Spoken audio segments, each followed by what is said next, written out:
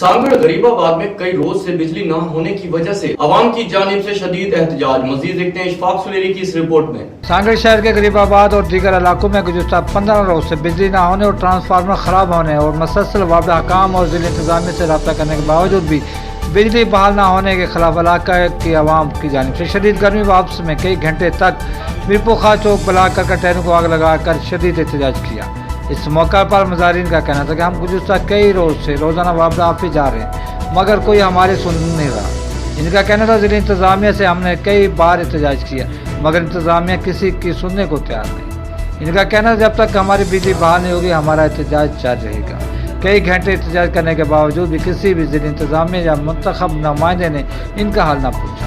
احتجاج کرنے کے بعد مظاہرین خود بخود منتشر ہو گئے. 15 کے انچارج ان کو یقین دہانی کراتے رہے کہ ان کی بجلی جلد بحال ہو جائے گی.